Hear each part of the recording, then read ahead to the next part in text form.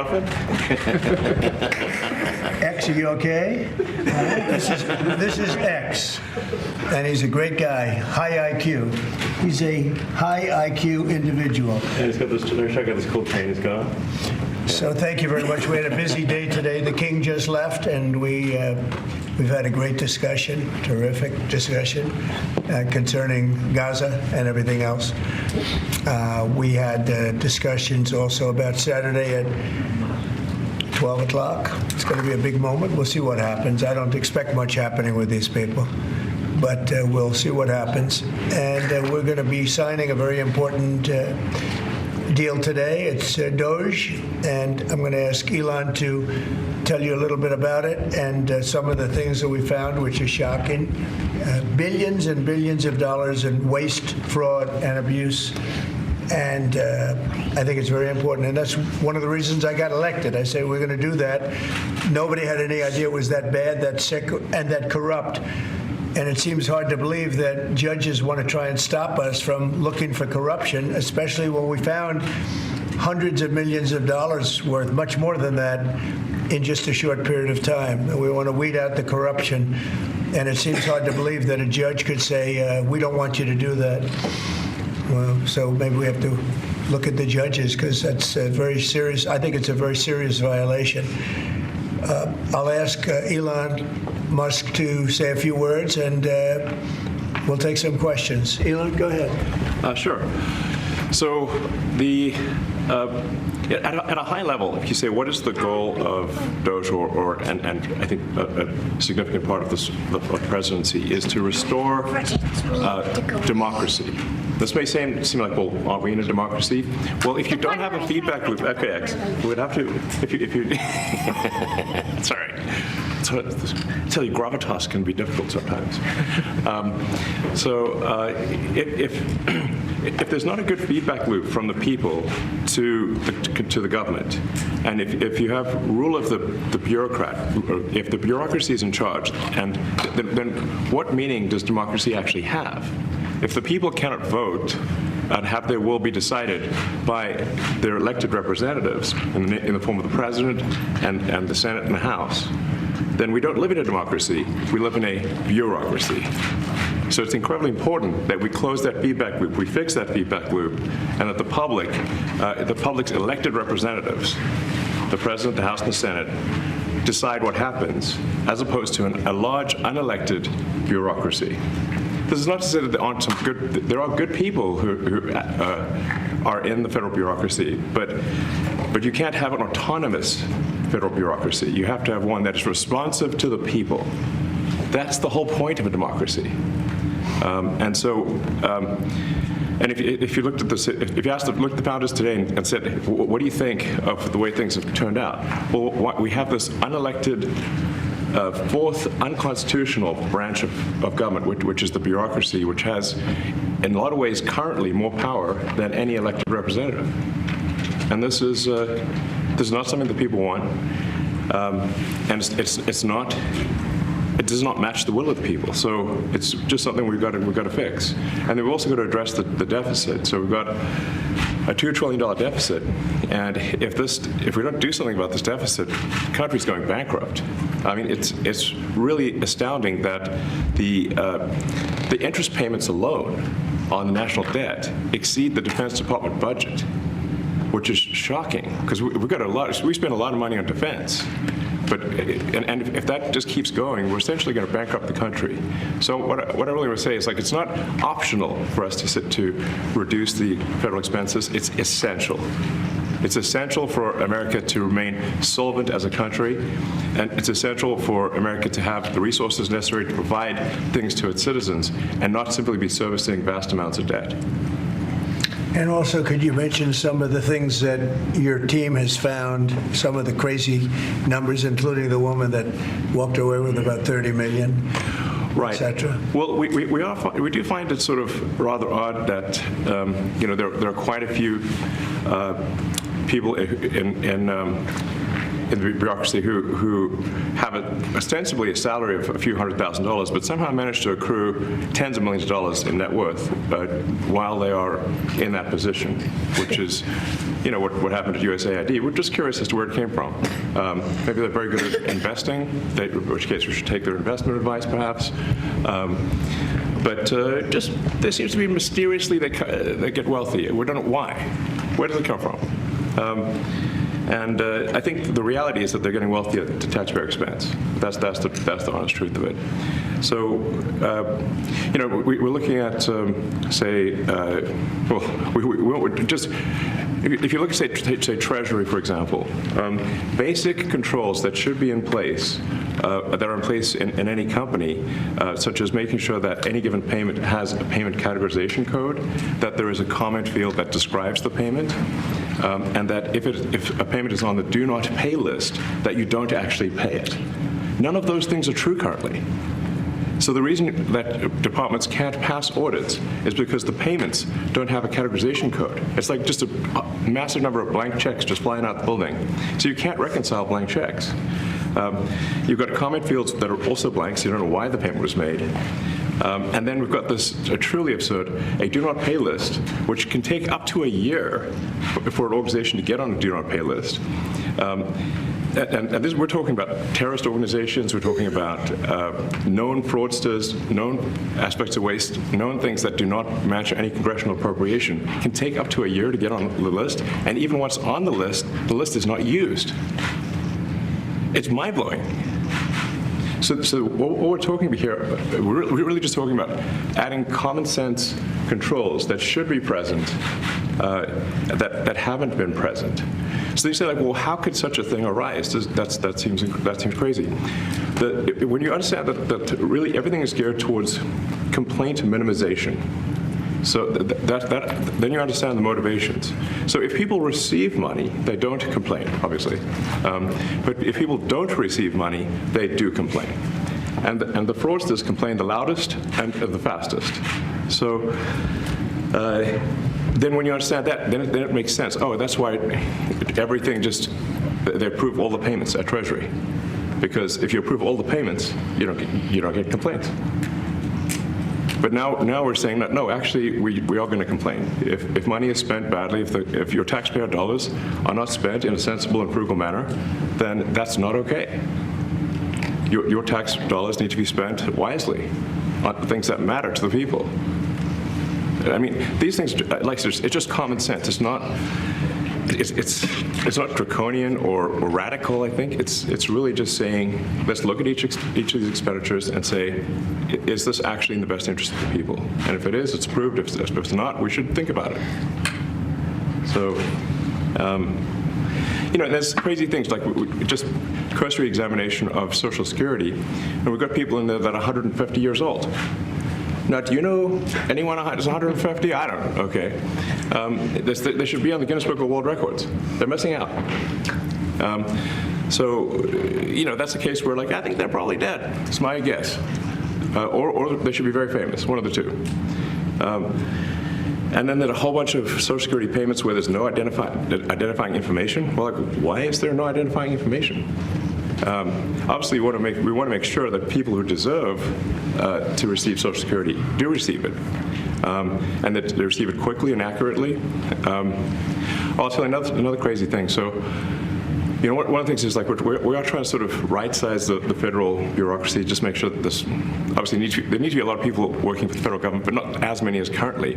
So we're saying, let's if people can retire, with full benefits and everything, that would be good. They can retire, get their retirement payments, everything.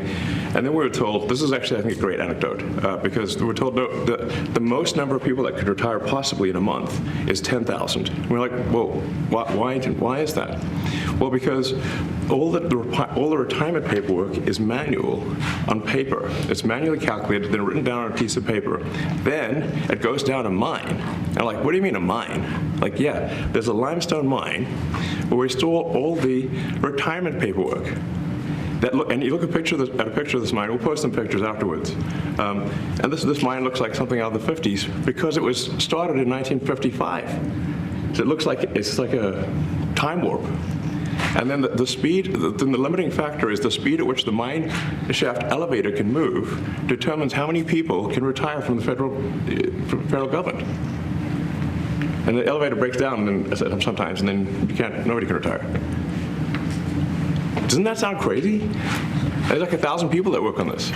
So I think if we take those people and say, like, you know what, instead of working in a mine shaft and carrying manila envelopes to, boxes in a mine shaft, you could do practically anything else, and you would add to the goods and services of the United States in a more useful way.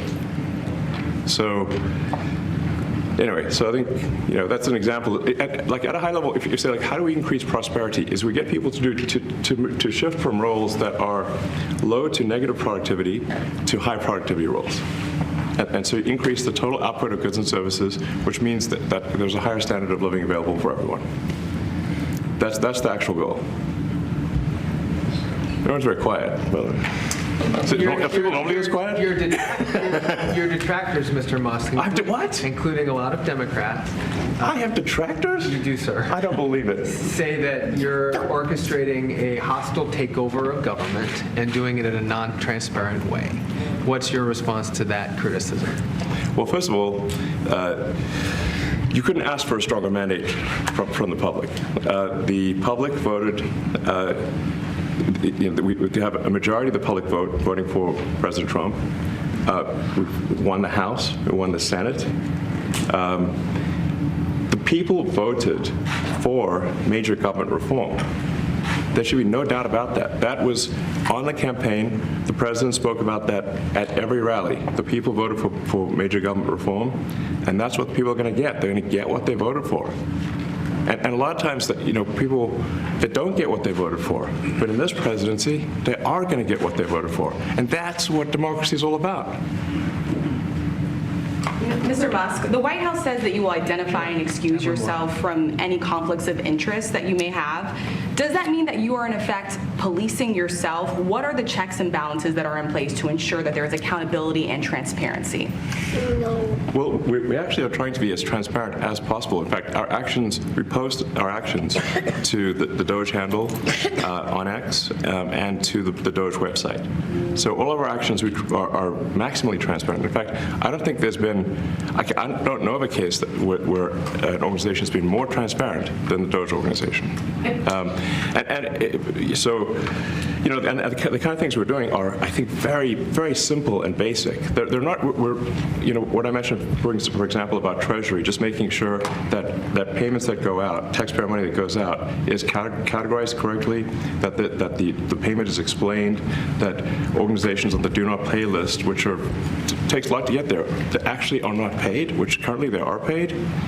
These are not individual judgment decisions. These are about simply having sensible checks and balances in the system itself to ensure that taxpayer money is spent well. So it's got nothing to do with, like, say, a contract with some company of mine at all.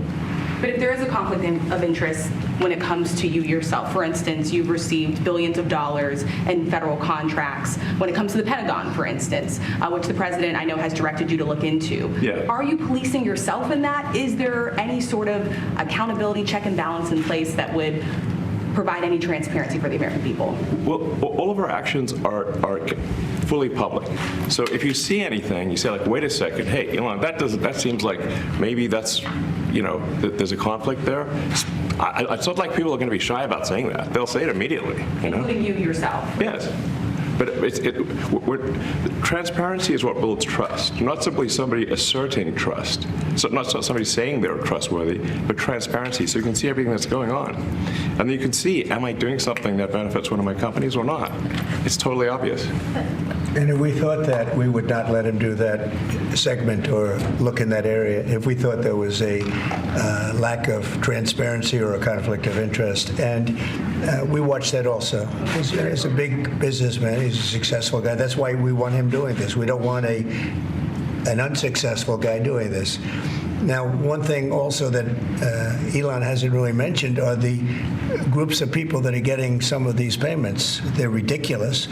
And we're talking about billions of dollars that we've already found. We found fraud and abuse I would say those two words as opposed to the third word that I usually use, but in this case, fraud and abuse.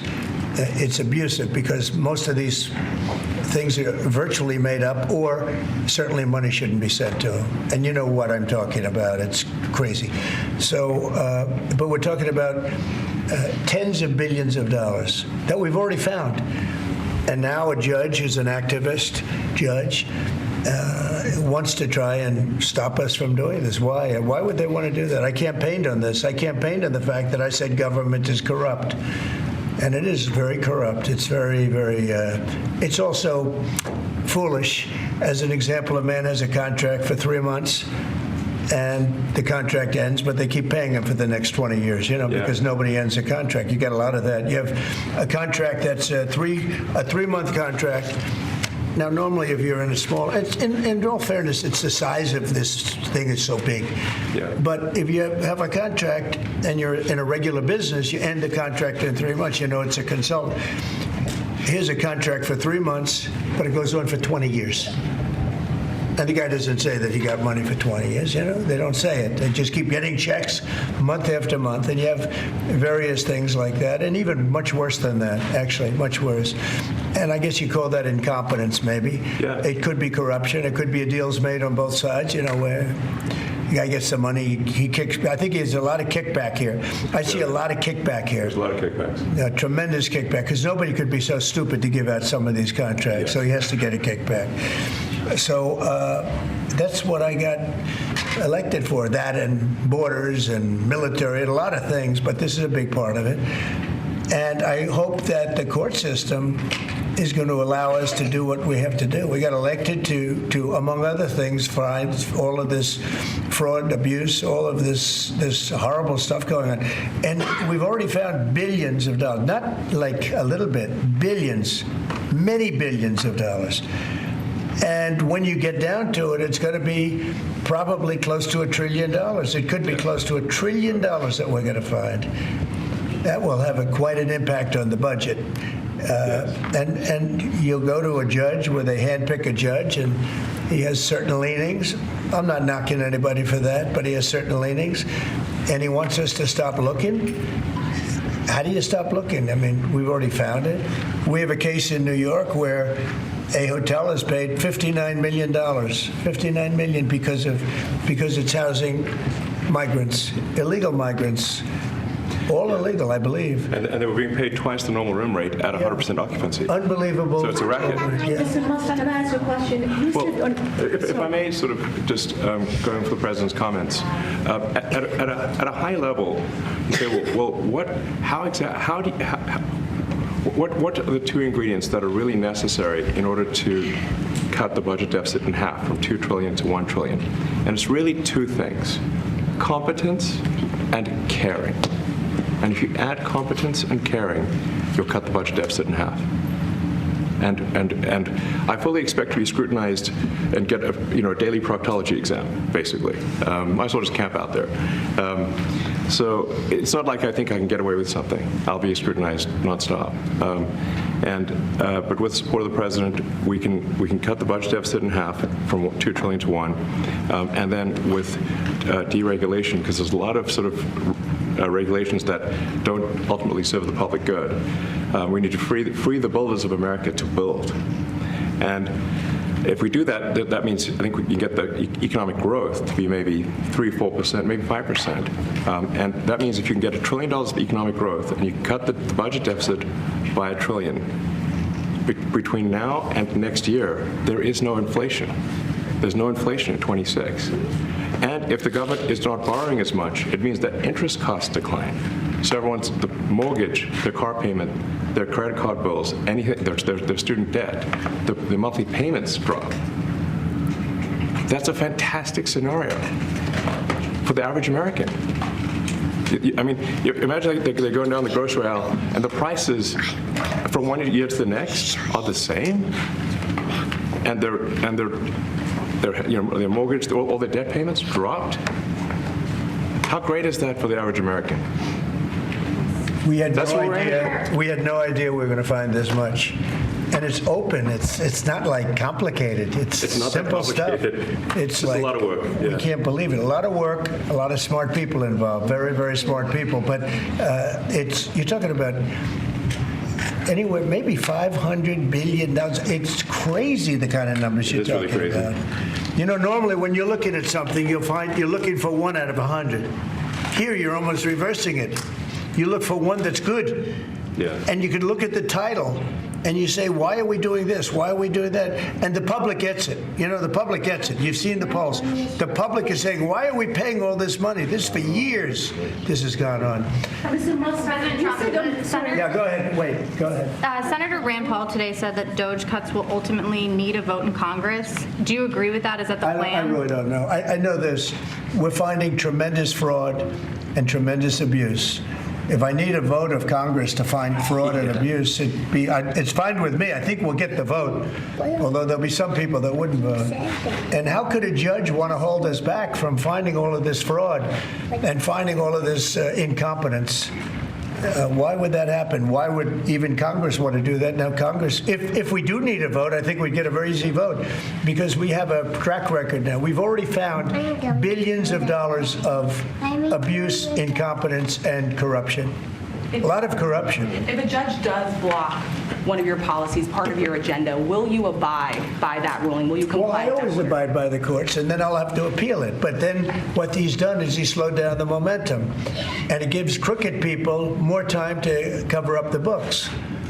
You know, if a person's crooked and they get caught, other people see that, and all of a sudden it becomes harder later on. So, Yeah. the answer is I always abide by the courts, always abide by them, and will appeal.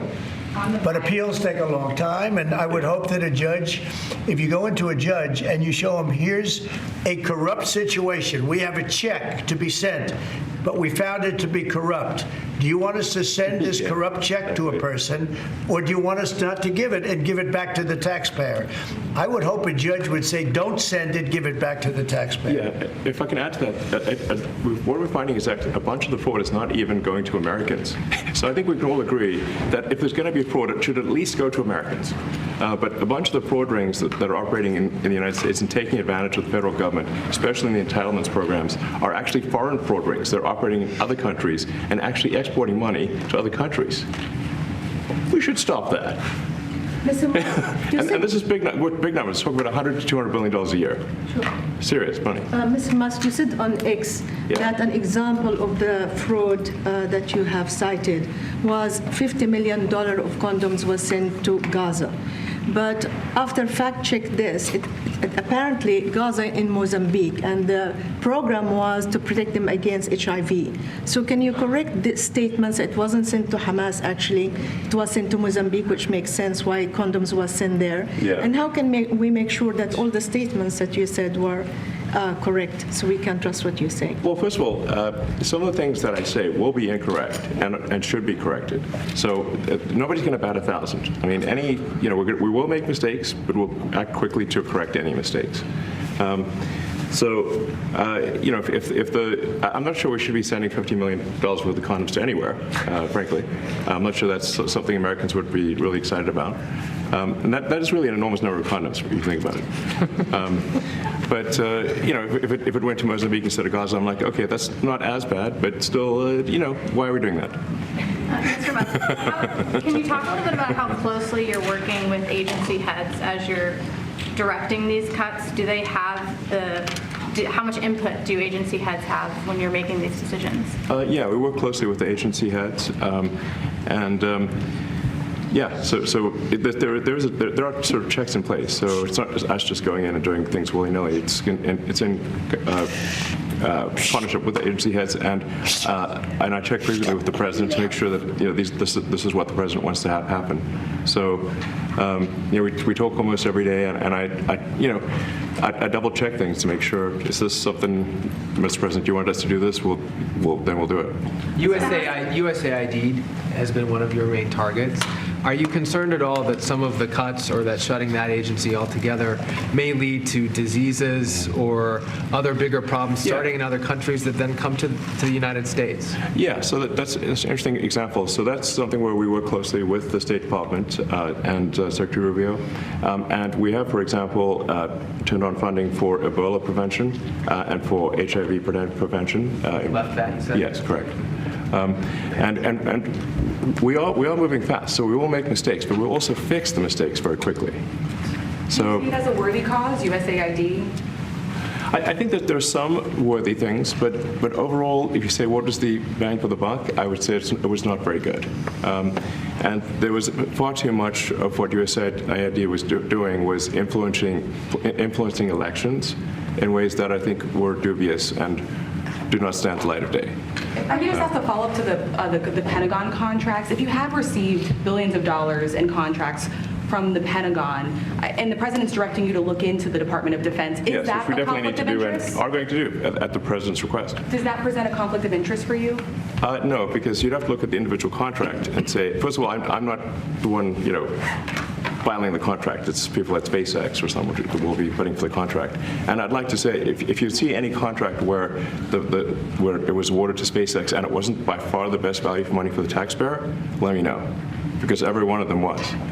The president said the other day that you might look at treasuries. Could you explain that a little bit? What kind of fraud, and that question goes to both of you, what kind of fraud are you expecting to see or do you see right now in U.S. treasuries? Yeah, I think you mean the Treasury Department as opposed to Treasury bills, or. You also referenced treasuries on Air Force One the other night. Go ahead. Well, as I mentioned earlier, really the first order of business is to make sure we're actually collecting. Sorry for this. I thought my son might enjoy this, but he's sticking his fingers in my ears and stuff. So it's a bit hard to hear sometimes. Hey, stop that. The stuff we're doing with the Treasury Department is so basic that you can't believe it doesn't exist already. So, for example, like I mentioned, just making sure that when a payment goes out, it has to have a payment categorization code. It's like, what type of payment is this? You can't just leave the field blank. Currently, many payments, the field is left blank. And you have to describe what's the payment for, some basic rationalization. That also is left blank. So this is why, the Pentagon, when's the last time the Pentagon passed an audit? I mean, a decade ago, maybe? Ever? Really? And we want to, just in order to actually pass audits, you have to have financial information that allows you to trace the payments. And once in a while, the Treasury has to pause payments if it thinks the payment is going to a fraudulent organization. If a company or an organization is on a do not pay list, we should not pay it. I'm sure you would agree. Like, if it's quite hard to get on that payment, the do not pay list, it means that this is someone that is just, it's like dead people, terrorists, known fraudsters, that kind of thing. We should not pay them. But currently we do, which is crazy. We should stop that. Many transactions. And by the way, hundreds, thousands of transactions like that. We have a big team. And for the sake of the country, I hope that the person that's in charge and the other people that report to me that are in charge are allowed to do the right thing, namely make sure everything's honest, legitimate, and competent. But we're looking at just, when you look at USAID, that's one. We're going to look at the military. We're going to look at education. They're much bigger areas. But the USAID is really corrupt. I'll tell you, it's corrupt. It's incompetent, and it's really corrupt. And I can't imagine a judge saying, well, it may be corrupt, but you don't have the right. You got elected to look over the country and to, as we say, make America great again, but you don't have the right to go and look and see whether or not things are right that they're paying or that things are honest that they're paying. And nobody can even believe this. Other people, law professors, they've been saying, how can you take that person's right away? You're supposed to be running the country, but we're not allowed to look at who they're paying it to and what they're paying. We have massive amounts of fraud that we caught. I think we probably caught way over a lot of billions of dollars already in, what, 2 weeks? Yes. And it's going to go to numbers that you're not going to believe. And much, as I said, much is incompetence and much is dishonesty. We have to catch it. And the only way we're going to catch it is to look for it. And if a judge is going to say you're not allowed to look for it, that's pretty sad for our country. I don't understand how it could even work. On the buyout program, can you personally guarantee that? Which one? The buyout program, the operative federal workers. Can you personally guarantee that the workers who opt in to resign now will be paid through Well, they'll get their September? money, but they're getting a good deal. They're getting a big buyout. And what we're trying to do is reduce government. We have too many people. We have office space. It's occupied by 4%. Nobody's showing up to work because they were told not to. And then Biden gave them a 5-year pass, some of them, 48,000 of them, gave them a 5-year pass, that for 5 years you don't have to show up to work. And let me tell you, this is largely, much of this stuff is because of Biden. It's his fault. He allowed this country, what he did on our border. What he did on our border is almost not as bad as what he did with all of these contracts that have come out. It's a very sad day when we look at it. I can't even believe it. But many contracts just extend, and they just keep extending, and there was nobody there to correct it. And that cannot be, I can't imagine that could be held up by the court. Any court that would say that the president or his representatives, like Secretary of the Treasury, Secretary of State, whatever, doesn't have the right to go over their books and make sure everything's honest. I mean, how can you have a country? You can't have anything that way. You can't have a business that way. You can't have a country that way. Hey, thank you very much, everybody. Thank you. Back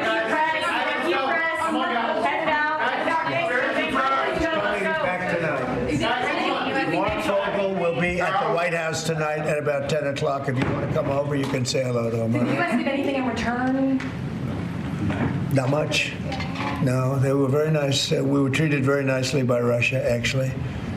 I hope that's the beginning of a relationship where we can end that war and millions of people can stop being killed. They've lost millions of people. They lost, in terms of soldiers, probably 1.5 million soldiers in a short period of time.